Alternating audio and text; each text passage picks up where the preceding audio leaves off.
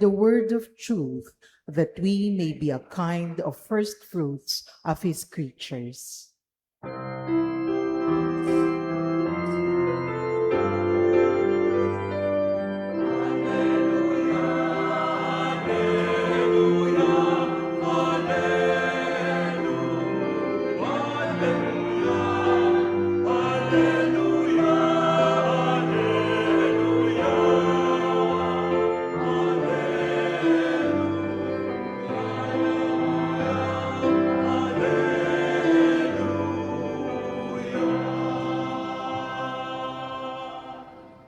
The Lord be with you. And with your spirit. A reading from the Holy Gospel according to Matthew. Glory to you, O Lord.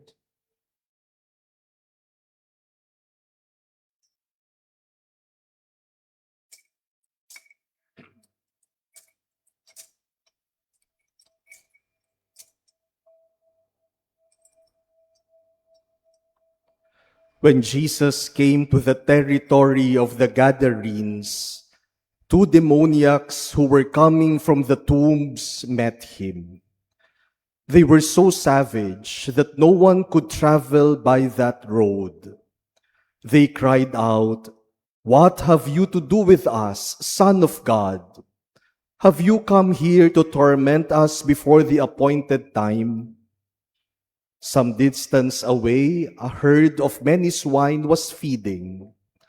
The demons pleaded with him, "If you drive us out, send us into the herd of swine." And he said to them, "Go then."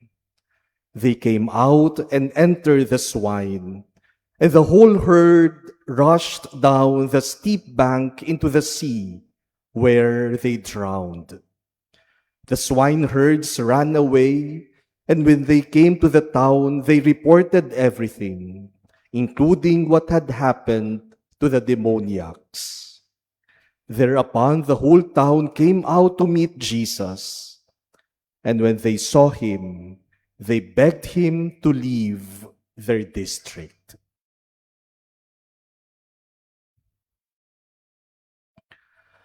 The Gospel of the Lord. Praise to you, Lord Jesus Christ. My dear brothers and sisters, obviously I am not Father Aris Sison, who is supposed to celebrate our second novena Mass this evening. Father Aris sent me a message this morning that he is down with flu, and so he cannot make it for tonight's Mass. And I assured him of our prayers for his speedy recovery. Today's readings invite us to ask a simple but challenging question. What do I really see? What do you really see? Do you see only what is on the surface? Or do you see what truly matters? Ano ba talaga ang nakikita natin? Yung mata ba natin ang nakikita, yung mababaw lang? O nakikita natin yung malalim na katotohanan ng mga bagay sa ating kapaligiran at sa ating buhay? In our gospel today, Jesus heals two persons possessed by demons. And Jesus ordered the demons to go into the herd of swine. Nakakatawa nga yung ebanghelyo kasi nakiusap pa yung mga demonyo kay Jesus. Sabi nila kay Jesus, kung papalayasin mo kami, dun mo na kami papuntahin sa mga baboy. Sabi naman ni Jesus, go then. Kung gusto nyo doon, edi dun kayo.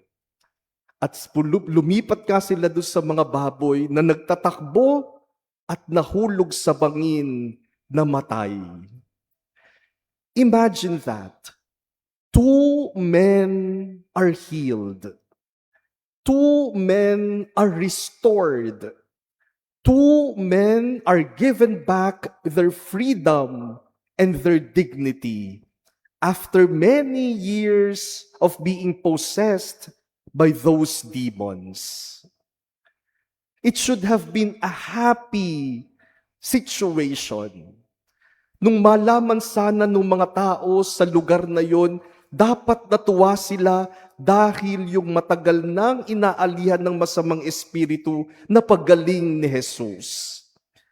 But the townspeople do not rejoice.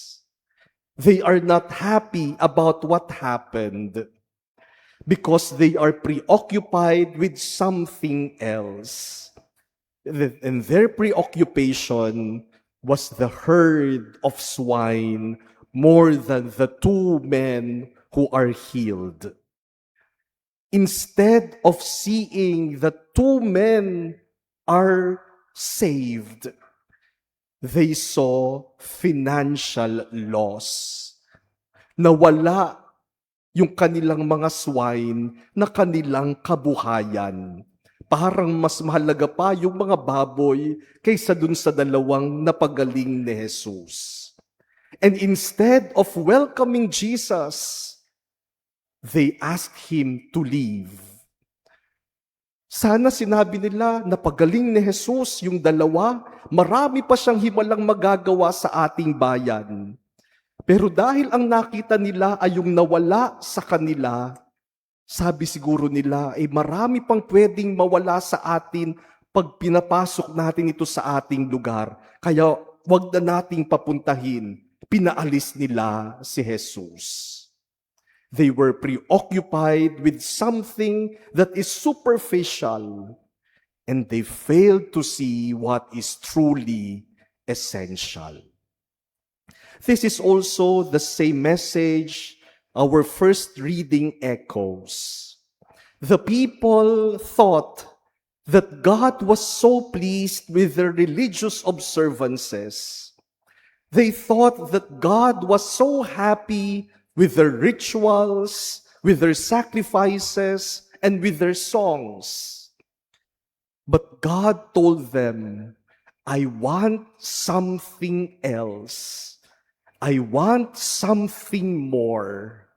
And God demands mercy, justice, and righteousness more than the external observances and rituals.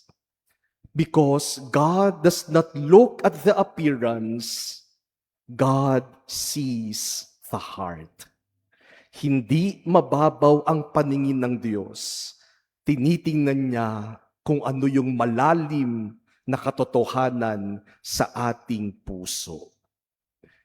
My dear brothers and sisters, on this 2nd day of our novena, in honor of our patroness, Mary, Mother of Hope, we once again look at Mary. And Mary learned that from God. Mary learned to see beyond the externals, the visible.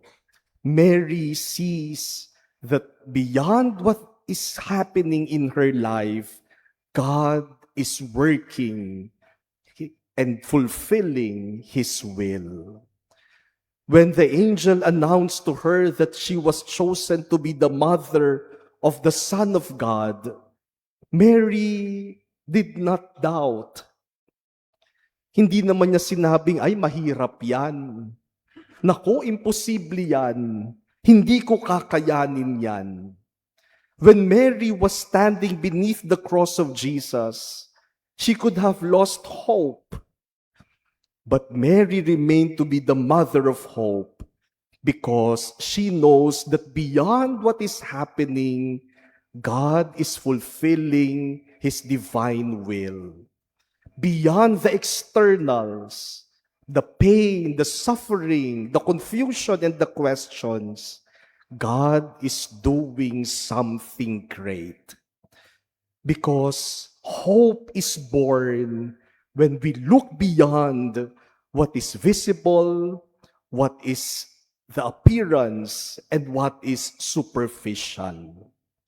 Kapag mababaw lang ang ating paningin, mabilis tayong mawawalan ng pag-asa. Saan nagsisimula ang pag-asa? Kapag tinitingnan natin na ang lahat ng bagay ay bahagi ng mas malaking plano ng Diyos para sa atin. There is where hope is born. And so today, my dear brothers and sisters, the invitation to each one of us is very simple. The invitation is to be deep, not shallow. Maging malalim na mga Kristiyano, hindi mababaw. To be shallow, to be a shallow person is to judge instantly. To be deep is to understand patiently. To be a shallow person is to see the mistakes of others. To be a deep person is to see the woundedness that causes those mistakes. To be a shallow person is to value things. But a deep person values persons. A shallow person asks, what will I lose? A deep person asks, how can I love more even though I may lose many things? A shallow person sees problems, hardships, and difficulties and loses hope. A deep person sees that everything falls within the plan of God for us. Let us be deep persons, not shallow ones. Huwag maging mababaw, maging malalim na tao at Kristiyano. Unfortunately, our world encourages superficiality. Sa social media, how quick it is to make instant judgments based on a few seconds of videos. We make judgments based on a single picture. We make judgments on a single caption. Meron na tayo lahat opinyon. Nag-aaway-away na tayo lahat dun lang sa nakita natin na maikling video, maikling caption, o maikling comment. How superficial, how shallow, napakababaw. At maraming kaguluhan sa ating mundo, maraming problema sa ating ugnayan sa bawat isa, ang nagsisimula sa mabababaw na bagay lang.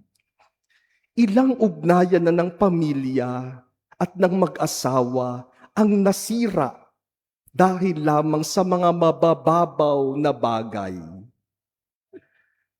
Ilang pagkakaibigan na ang nasira, nawalan ng tiwala sa isa't isa dahil lang sa mabababaw na bagay. Ang pinag-aawayan, wala naman talagang halaga. Minsan nakakatawa na nga, pero ginagawang malaking bagay sa buhay. Mababaw. May mga tao sa simbahan na ganyan din, mababaw.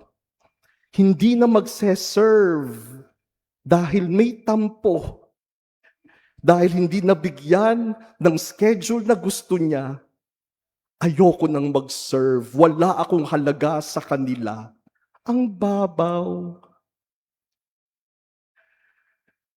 Alam niyo po, nung ako'y sekretary pa ni Cardinal Rosales, minsan nakatanggap kami ng sulat mula sa isang parokya, mula doon sa MBG ng isang parokya, Mother Butlers Guild ng isang parokya.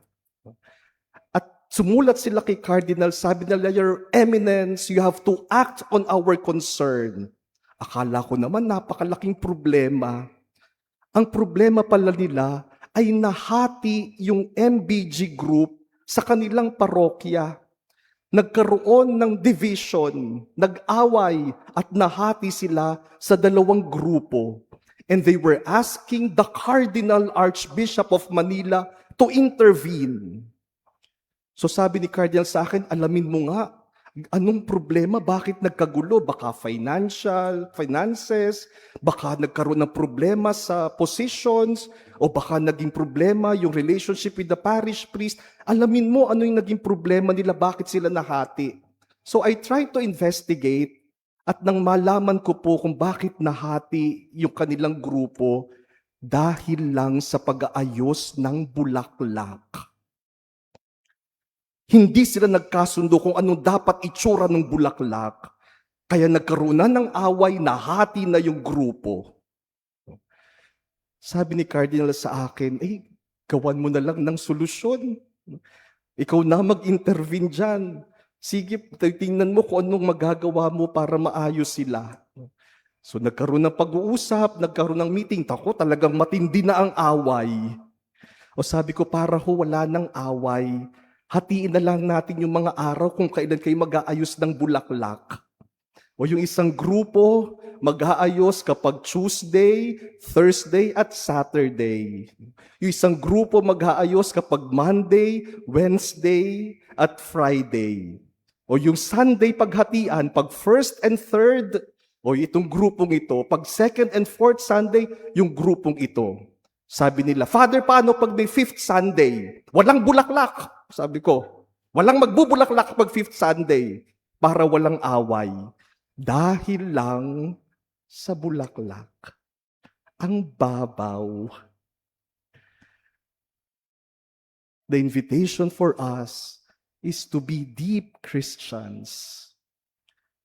To see the person and not the problem. To see the soul and not the sinner. And to see God's hand even in the midst of problems and crises and difficulties in our lives. That is what it means to live in Christian depth. My dear brothers and sisters, every time we celebrate the Eucharist, we learn the lesson of seeing deeply. Because to the superficial eyes, what we see is simply bread and wine. But to the eyes of faith, we recognize the body and blood of Jesus. And the Eucharist teaches us that the deepest realities are often hidden beneath ordinary circumstances. And so today, let us ask the Lord to free us from shallow living. Alisin sana ng Diyos yung ating kababawan. And may the Lord help us to become deep Christians, like Mary, who have eyes that see as God sees, who have hearts that love as God loves. Let us be Christians who view reality, who look at the world, not with our own eyes, but with the heart of God.